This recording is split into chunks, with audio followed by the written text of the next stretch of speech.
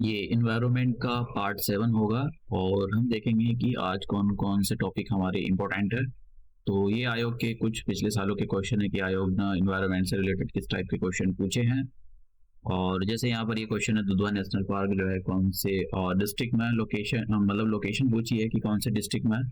तो यूपी के अंदर आप जब भी प्रोटेक्टेड एरिया की तैयारी कर रहे हो, वहाँ पर उसको तैयार कर रहे हो, तो आपको दो तीन जो पॉइंट है वो कंसीडर करने चाहिए कि कोई भी प्रोटेक्टेड एरिया कौन सी डिस्ट्रिक्ट में है, और अगर कोई ज़्यादा फेमस है, कब बनाया गया था, और जो रामसर साइट कितनी है यूपी के अंदर। हालांकि ये मैं कमिंग लेक्चर में मैंने इनको सबको इंक्लूड किया है। और कुछ भी एनवायरनमेंट से रिलेटेड, जैसे कोई जैसे वर्ल्ड हेरिटेज साइट हो गया, वर्ल्ड सॉइल डे हो गया, ये सारी चीज़ें, इंटरनेशनल टाइगर डे हो गया, तो ये सारी चीज़ें आपको, international day of the biodiversity हो गया, ये सारे जो पॉइंट हैं, ये आपको जब भी आप करंट अफेयर पढ़ रहे हो तो आपके माइंड में ये सारे पॉइंट आने चाहिए। ऐसे नहीं, इग्नोर नहीं करना है उनको। आपको पता होना चाहिए कि इस टाइप के क्वेश्चन आयोग पूछता है, थीम भी पूछता है। तो कुछ मैंने क्वेश्चन आपको इनमें सॉल्व कराए हैं, कुछ मैं आपको दिखाता चल रहा हूँ। सस्टेनेबल डेवलपमेंट्स आप देख सकते हो कि हर साल क्वेश्चन पूछा जाता है। देखो, सस्टेनेबल, ये क्वेश्चन था 2022 में पूछा गया था। तो आपको सीधा मैं एक साइड सस्टेनेबल डेवलपमेंट के गोल दे रखे हैं, ये इधर गोल दे रखे हैं, और यहाँ पर मैच द फॉलोइंग करा रखा है। यहाँ पर ये टारगेट दे रखे हैं ये, और यहाँ पर ये गोल नंबर दे रखे हैं कि भाई कौन से नंबर का सस्टेनेबल डेवलपमेंट गोल कौन सा है, 10। तो आपको इनकी तैयारी, देखो सस्टेनेबल डेवलपमेंट गोल से आता ही आता है क्वेश्चन। तो जैसे मैंने कहा कि दो क्वेश्चन आपको जरूर मिलेंगे। एक तो मिलेगा आपको नेशनल पार्क से और सस्टेनेबल डेवलपमेंट से, तो इनसे क्वेश्चन जो है पूछे जाएंगे। तो हम आज का जो मतलब ये देखेंगे थोड़े से, और नेशनल पार्क, प्रोटेक्टेड एरिया देखेंगे। आसाम के हम देखेंगे कि आसाम के अंदर कौन कौन से प्रोटेक्टेड एरिया हैं, और कुछ थोड़ी करंट अफेयर देखेंगे। तो आसाम का ये मैप है, अगर आप देख रहे हो यहाँ पर आसाम का ये मैप है, और ये जो लाल लाल डॉट से हैं, ये प्रोटेक्टेड एरिया है वहाँ पर आसाम के।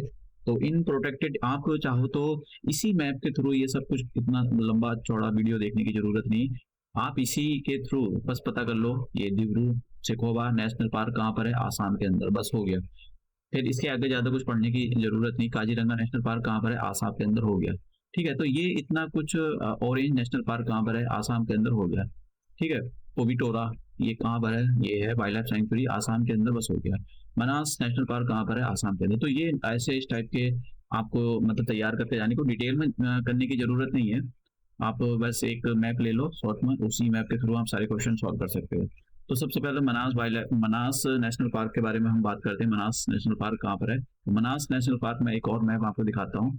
तो ये देखिए, ये जो वाला आप टेस्ट देख रहे हो, ये ऊपर ये भूटान आ गया, ये वाला जो है ये भूटान है ऊपर, ये।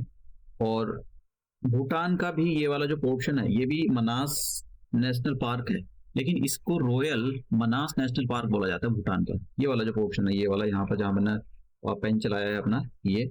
तो क्योंकि ये जो ये और ये वाला जो आप छोटा सा पोर्शन देख रहे हो, ये इंडिया में आता है, तो इसको मनास वाइल्ड लाइफ सेंचुरी या मनास नेशनल पार्क बोला जाता है। तो मनास नेशनल पार्क और ये रॉयल मनास नेशनल पार्क, ये भूटान का है, और इंडिया का मनास नेशनल पार्क है। तो दोनों आपस में जुड़े हुए हैं। तो ये तो बोलते हैं अपने वाले को, भूटान वाले रॉयल मनास नेशनल पार्क, और इंडिया वाले बोलते हैं मनास नेशनल पार्क या मनास वाइल्ड लाइफ सेंचुरी। तो इसके बारे में आपको पता होना चाहिए। यहाँ से एक रिवर ओरिजिनेट होती है, इस पार्क से निकलती है, वो उसका नाम है मनास रिवर। और वो जो रिवर है वो सीधी उसमें, यहाँ पर आप ये देख रहे हो, ये रिवर है।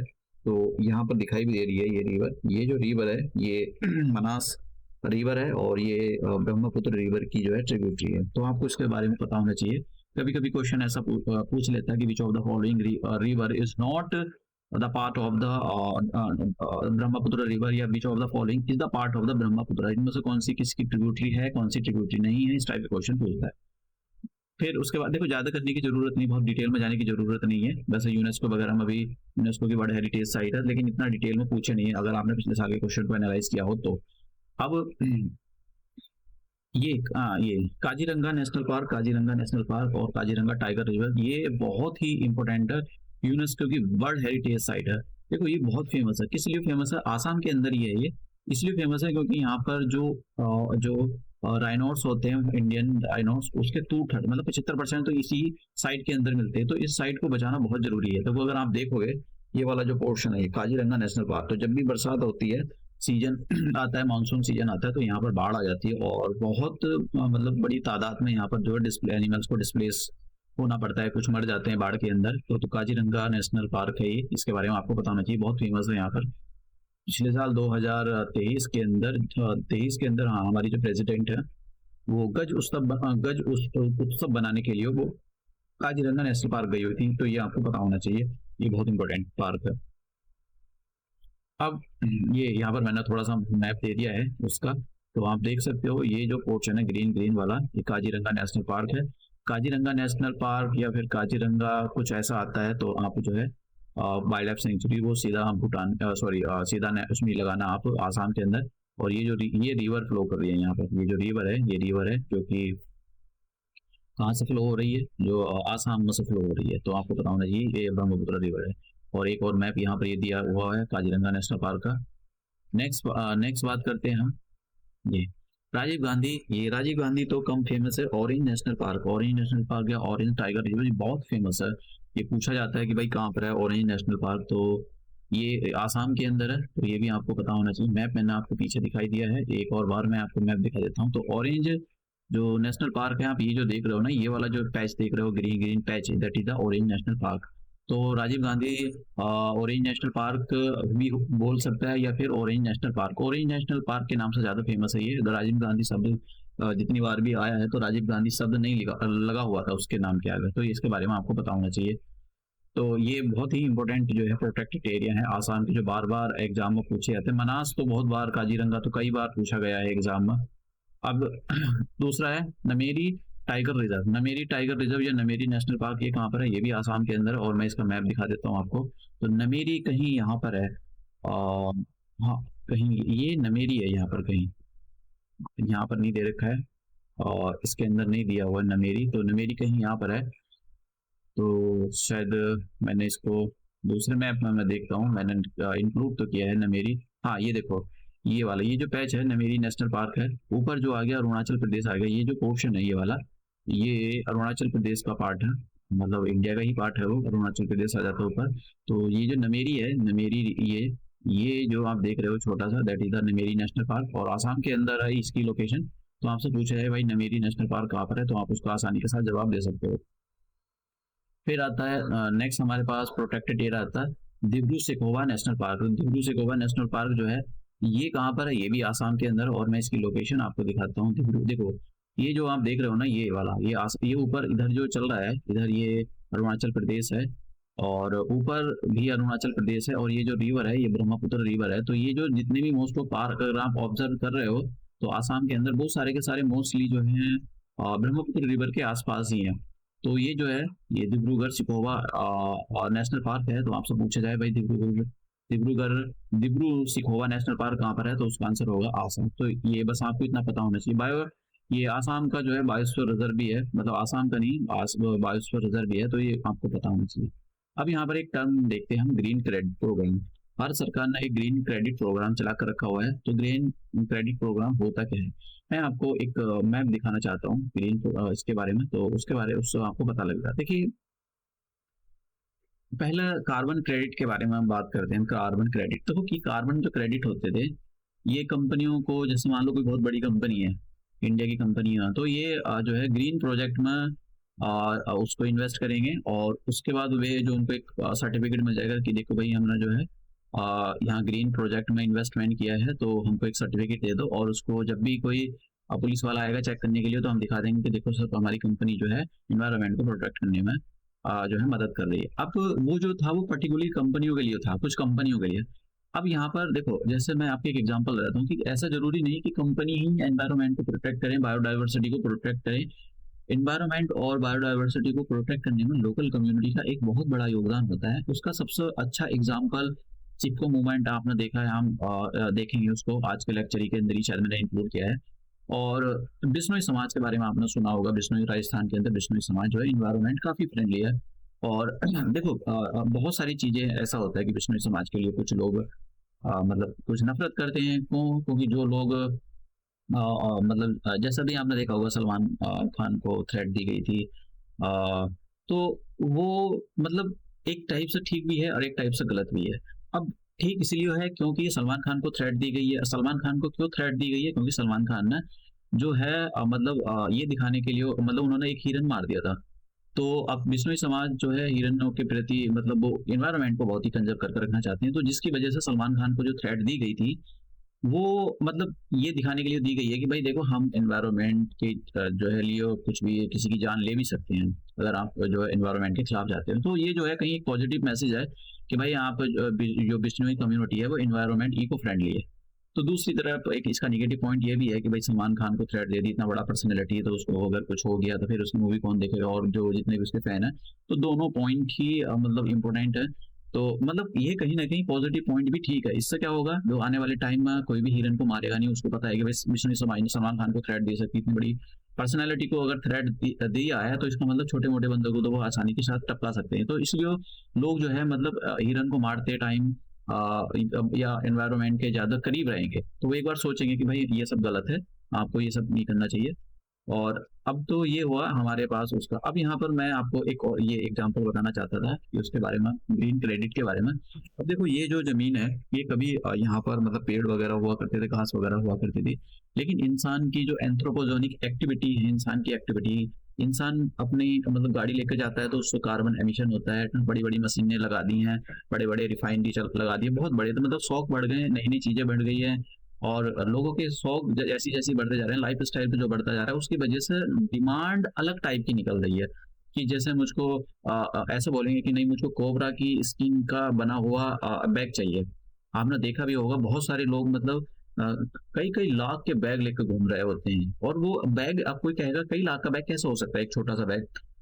जबकि एक बैग एक अच्छा खासा बैग जो है आपको ₹1000 में मतलब तो यहाँ तक दिल्ली के अंदर तो आपको अच्छा खासा बैग मतलब 4 से ₹500 में एक तगड़ा बैग फटे से ना फटे, वो मिल जाएगा। लेकिन फिर भी ये लोग इतने 4-4 10-10 लाख के बैग लेकर घूमते रहते हैं, तो क्यों? तो क्योंकि उसके अंदर जो मटेरियल यूज़ होता है वो एक्चुअली किसी जानवर की स्किन से आया होगा। तो अब बहुत सारे जैसे एलिफेंट के दाँत लगा दिए होंगे उसके अंदर।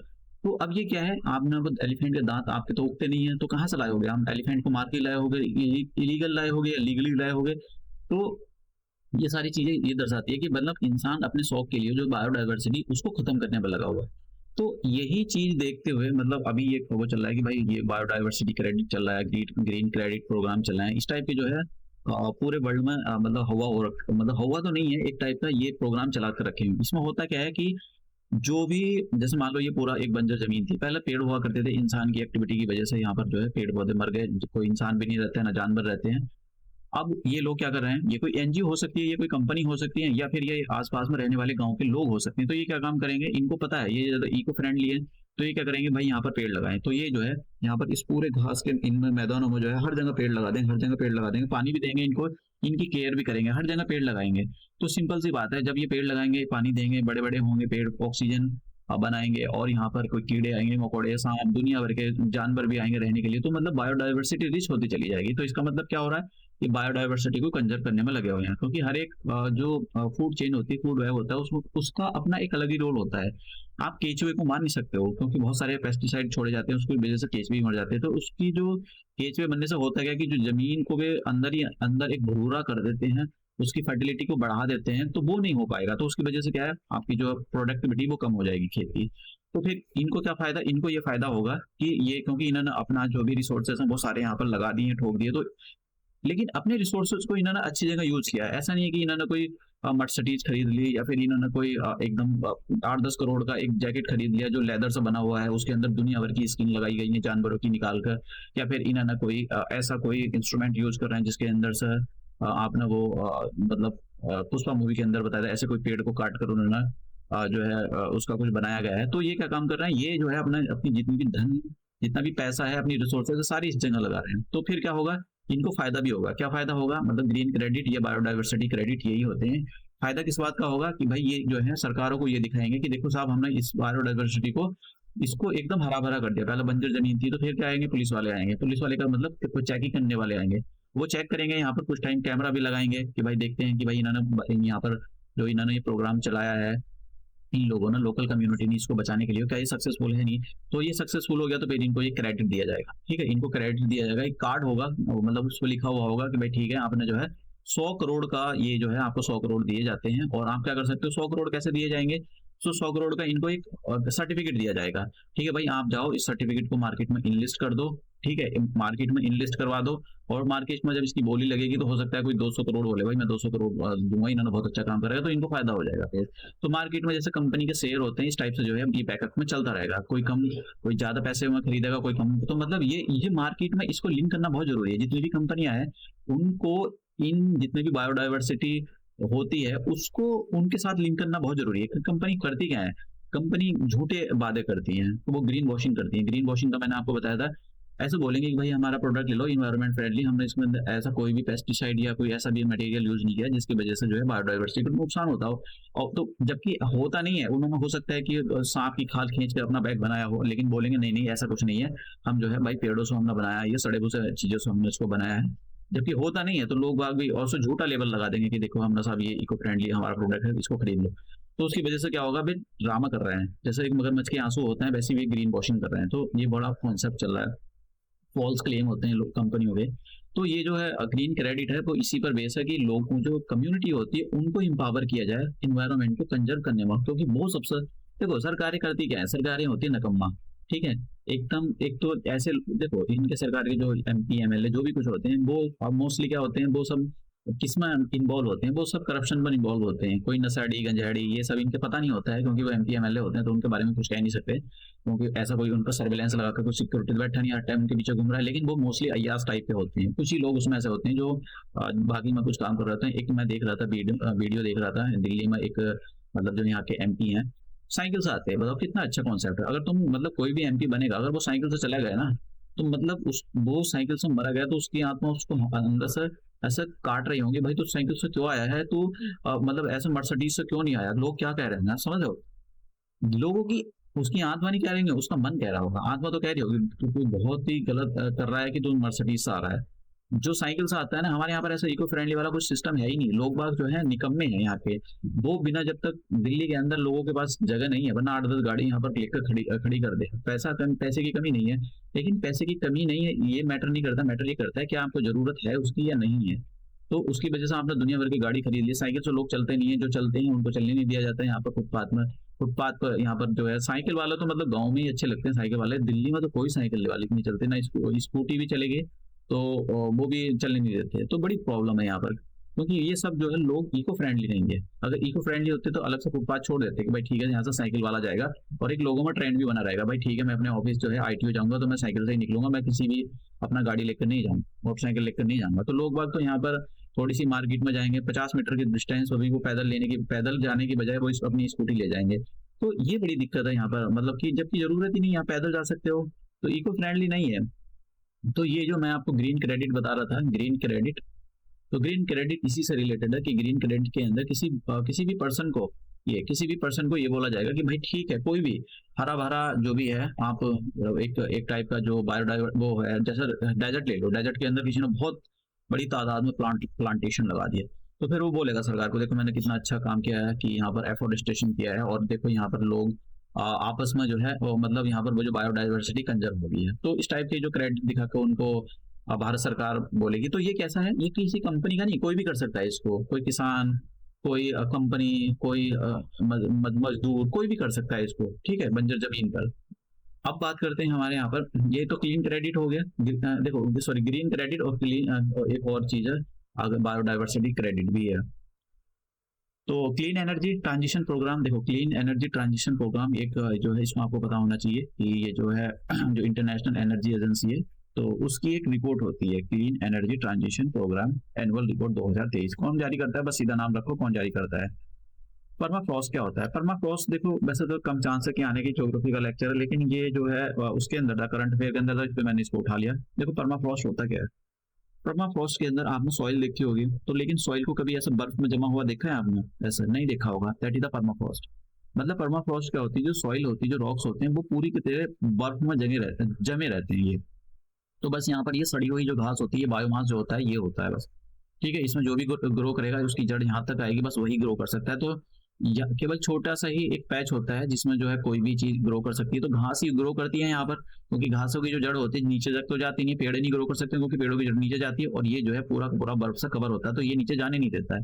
तो परमाफ्रॉस्ट क्या होता है? परमाफ्रॉस्ट जमी हुई सॉइल होती है जो 2 साल मिनिमम जमी हुई है, ठीक है। तो परमाफ्रॉस्ट क्या होता है? जमी हुई सॉइल है, मैंने यहाँ पर ये दे दिया है। तो इसके बारे में आपको मतलब पता होना चाहिए। पता नहीं आयोग, मुझे लगता तो नहीं ऐसा कुछ पूछेगा, लेकिन फिर भी हो सकता है कि वो करंट अफेयर में तो वो अपना विकिपीडिया पर हो सकता है कि एकदम सर्च मारे और फिर उसको सर्च कर तुरंत एक फर्स्ट क्वेश्चन रख देगी, भाई परमाफ्रॉस्ट होते क्या हैं, ऐसे ही पूछ ले। एक और चीज आती है, परमाफ्रॉस्ट कहाँ कहाँ पर मिलते हैं, ये काफी इंपॉर्टेंट है। परमाफ्रॉस्ट जो होते हैं वो आर्कटिक सर्किल में मिलेंगे आपको, मतलब ऐसी जगह जहाँ पर बर्फ हर टाइम जो है बर्फ होती है, बर्फ गिरती रहती है वहां पर। तो कहाँ पर मिलेंगे? हाइट पर भी मिलेंगे आपको, अगर आप माउंटेन पर जितना ऊपर की ओर जाओगे तो वहां भी आपको परमाफ्रॉस्ट मिल जाएंगे, सॉइल जो है जमी हुई मिल जाएगी। तो ये 2-3 पॉइंट याद रखना, बाकी इतना तो कुछ नहीं, इतना तो इम्पोर्टेंट नहीं है। एक और चीज ये यहाँ पर कर लेते हैं, क्योंकि जो 2023 का साल था वो international year of the millets उसको घोषित किया गया था। तो इसमें 2-3 फैक्ट देख लेते हैं, बाकी तो इसमें इतना इंपॉर्टेंट नहीं है। जैसे इंडिया जो है लार्जेस्ट प्रोड्यूसर है मिलेट्स का। तो देखो भारत सरकार बार बार मिलेट्स को प्रोड्यूस वो करती है, मतलब प्रमोट करती है, तो उसका जेन्युइन रीजन, क्योंकि भारत भारत के अंदर जो है मिलेट्स जैसे बाजरा हो गया, रागी हो गया, ये उगाए जाते थे, लेकिन अब नहीं उगाए जाते। लोग इनको, अगर मैं आपको एक एग्जांपल बनाऊं, जो कम्युनिटी है जो इको फ्रेंडली, उनको पता है कि इसमें प्रोटीन भर भर का होता है, लेकिन अगर मैं आपको एक ऐसी एग्जांपल बताता हूँ, अगर आपके घर में बाजरे की रोटी खाई जा रही है और वो किसी ने देख ली, तो मतलब वो ऐसा सोचेगा, यार बताओ कितने गरीब हैं, ये बाजरे की रोटी खा रहे हैं, यार बताओ इनके पास पैसे नहीं है, यार गेहूं की रोटी नहीं खा सकते। लोगों का माइंडसेट खराब है, उनका दिमाग खराब है, उनको पता ही नहीं है कि बाजरे में जो है इतना प्रोटीन होता है, बहुत ज्यादा। भगवान बुद्ध जब मतलब जब वो ज्ञान की प्राप्ति करने के लिए जा रहे थे, तो उनको एक बात का महसूस हुआ था मिलेट्स के बारे में। उनको ये पता लग गया था कि मुझको अगर ज्ञान की प्राप्ति करनी है तो अपने शरीर को जिंदा रखना होगा, मजबूत रखना होगा। और उस शरीर को मजबूत रखने के लिए ऐसा नहीं कि वो रसगुल्ला तोड़ेंगे या फिर वो बर्फी खाएंगे या फिर वो, उन्होंने कहा कि मुझको ऐसी चीजें चाहिए जो मेरी बॉडी को बहुत अच्छा प्रोटीन दे। तो प्रोटीन के बहुत अच्छे सोर्स ही मिलेट्स हैं, बॉडी के अंदर फाइबर देते हैं, बहुत सारी चीजें देते हैं, ये हमारी बॉडी को एकदम बहुत स्ट्रांग बना कर रखते हैं, कोई बीमारी भी नहीं होने देते। तो भगवान बुद्ध ने मिलेट्स को खा खा कर जो है तपस्या करी थी। लोगों को शायद पता भी नहीं है कि मतलब मिलेट्स कितने इंपॉर्टेंट है। तो ये याद रखना। और राजस्थान, उत्तर प्रदेश, ये हरियाणा, कर्नाटका, महाराष्ट्र, गुजरात, ये जो है लीडिंग प्रोड्यूसर है मिलेट्स के। तो यहाँ से ज्यादातर यही होता है। मिलेट्स मैंने यहाँ पर नाम दे दिए, ये सारे के सारे मिलेट्स हैं, बाजरा, रागी, ये सारे के सारे मिलेट्स हैं, ये बहुत अच्छे होते हैं। जितने भी जिम वाले बंदे होते हैं उनको, जो जिनको ज्यादा पता होता है, या लोग, तो लोग मजाक उड़ाने में ज्यादा ध्यान देते हैं, मतलब उनको पता नहीं है कितना इको फ्रेंडली प्रोडक्ट है, इसको खाना चाहिए।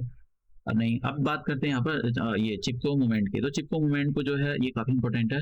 इसको 2023 में 50 साल हो गए, और ये जब कहाँ पर स्टार्ट हुआ था, ये हिमाचल, सॉरी, उत्तराखंड में, चमोली डिस्ट्रिक्ट है, उत्तराखंड में चमोली डिस्ट्रिक्ट में स्टार्ट हुआ था, और 1973 में स्टार्ट हुआ था। तो ये इसके बारे में आपको पता होना चाहिए।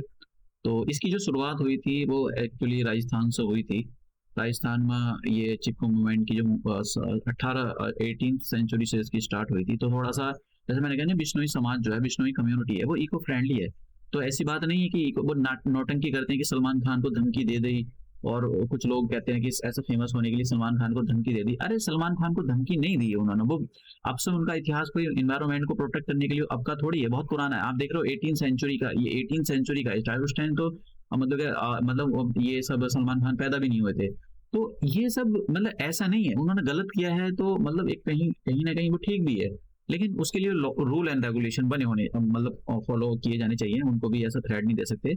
तो दो टाइप से ले सकते हो आप, जो नेगेटिव पॉइंट भी ले सकते हो, उसका पॉजिटिव पॉइंट भी ले सकते हो। नेगेटिव पॉइंट इसलिए हो क्योंकि जो सलमान खान के फैन है वो चिढ़ जाएंगे। पॉजिटिव पॉइंट इसलिए हो कि लोगों में एक अवेयरनेस आ रही है। सलमान खान ने भी बोला था कि लोगों को पता लग रहा है कि भाई देखो, सलमान खान को जेल हो सकती है एक हिरन के मारने से, तो मतलब हिरन को बचाने में लोगों का बहुत बड़ा योगदान है, बायोडाइवर्सिटी को बचाने में। तो ऐसा नहीं है कि मैं मतलब सलमान खान के बारे में कुछ गलत या सही बोल रहा हूँ, मैं, सलमान खान ने खुद ही बोला है कि लोग पहले से ज्यादा अवेयर हुए हैं।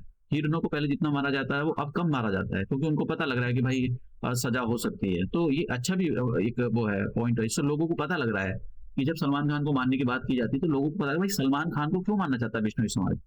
तो पता लगता है अच्छा भाई ये इसलिए मानना चाहता है, ये इन्वायरमेंट को बचाने में, और ये बस मिसमैच हो गया था थोड़ा सा, तो इसलिए वो बहुत जरूरी है।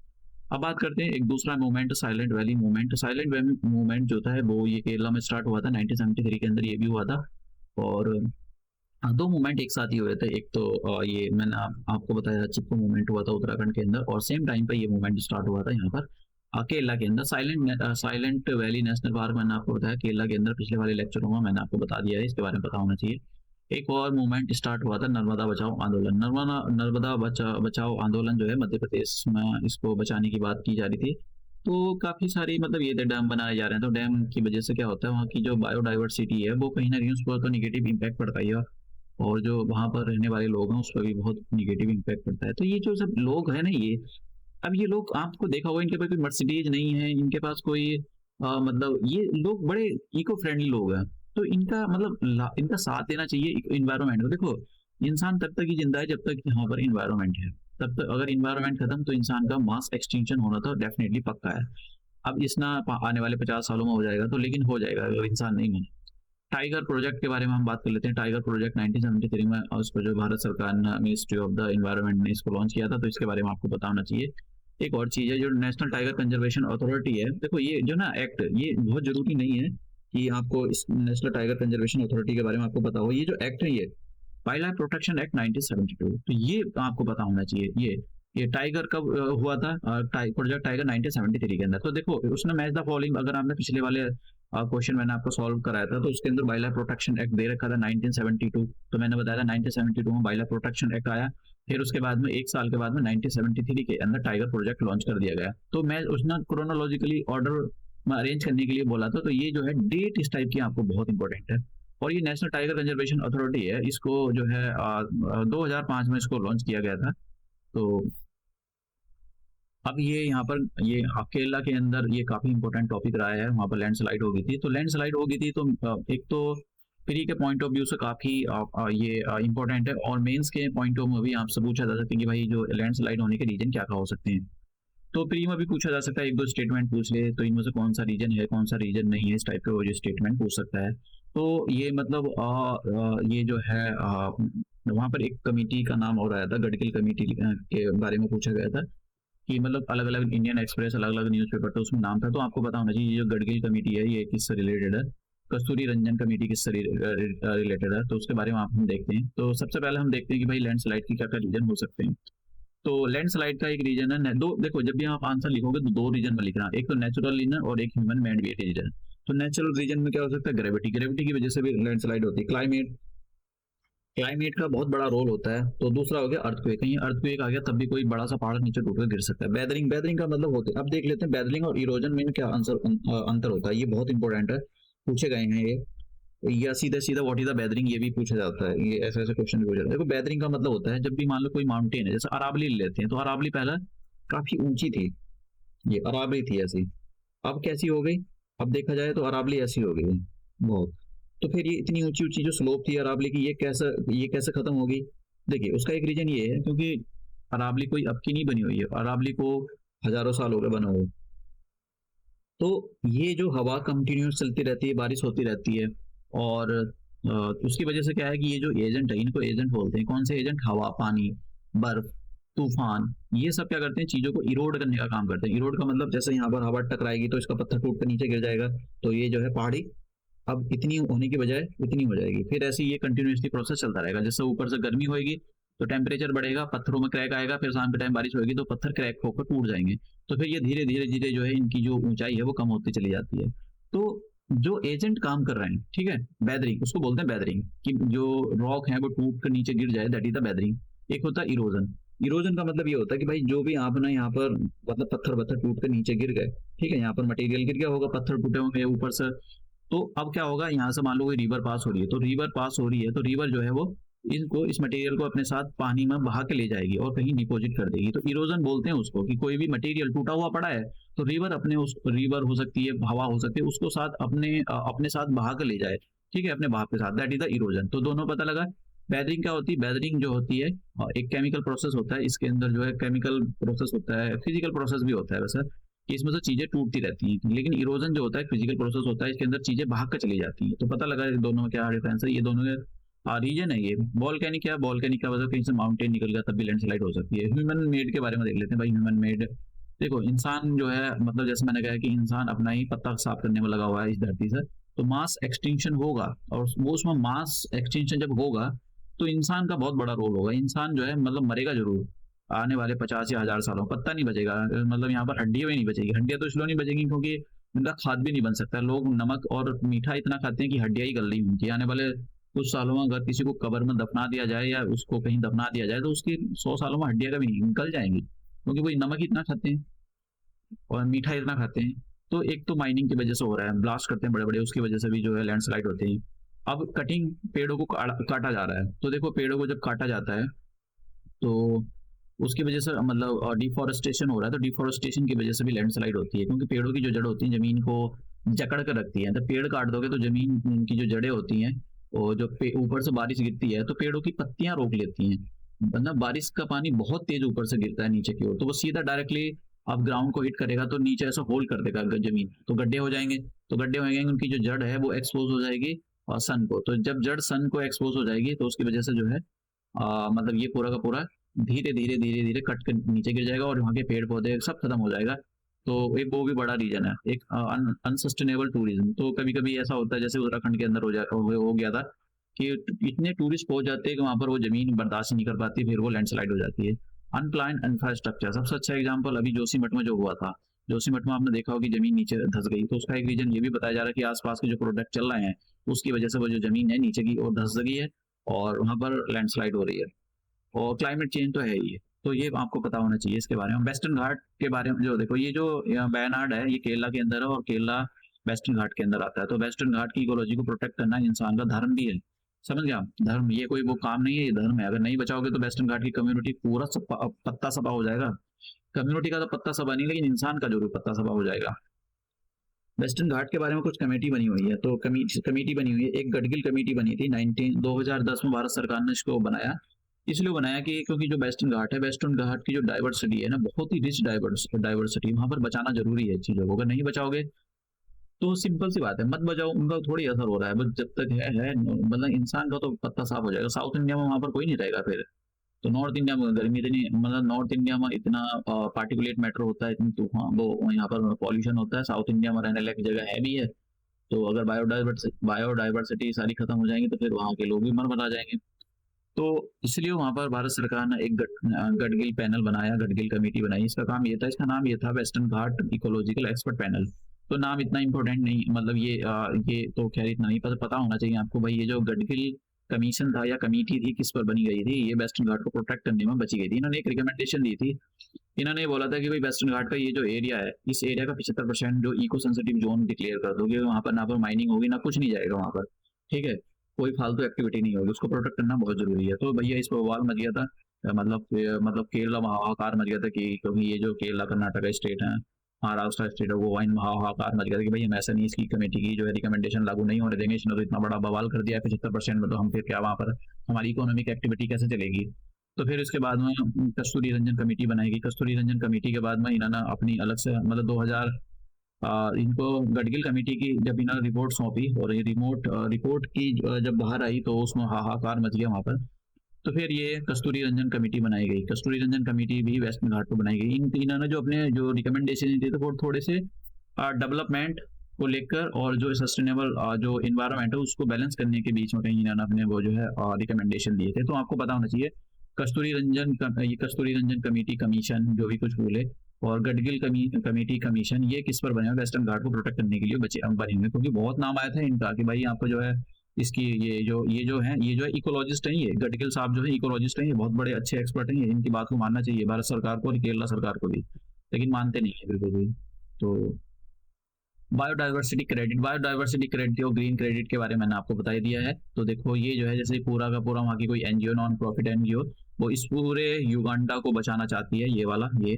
तो इसको बचाओगे तो कैसे बचाओगे, आपको यहाँ की इकोलॉजी को प्रिजर्व करकर, इकोसिस्टम को देखो मेजर करने के लिए कैसे पता लगेगा कि हम इकोसिस्टम को प्रिजर्व कर रहे हैं नहीं कर रहे हैं। देखो यहाँ पर कैमरा ट्रैप लगाए जाएंगे, ये फोटो खींचेंगे भाई। पहले मान लो एक भी टाइगर नहीं रहता था वहां पर, मान लो अब धीरे धीरे वहां पर 10 हो गए, 20 हो गए, 30 हो गए, तो मतलब बायोडाइवर्सिटी प्रिजर्व हो रही है। ये एक अच्छा तरीका होता है ये कैप्चर करना। फिशिंग, आपको सारी चीजें बतानी है, जमीन पर रहने वाले लोगों को भी बचाना है, लोगों को नहीं इकोसिस्टम को बचाना है, और जो वाटर इकोसिस्टम उसको भी बचाना है। तो ये इस टाइप के क्वेश्चन आयो मतलब करंट अफेयर में चीजें थी, तो मैंने जितनी भी जहाँ से आ सकती है वैसे यहाँ से लैंडस्लाइड वाले से आना चाहिए कुछ, क्योंकि ये गडगिल कमेटी जो थी ये काफ़ी इम्पोर्टेंट कमेटी है, ये बहुत चर्चा में रही थी जब भी लैंडस्लाइड हुई थी मनास यहाँ पर।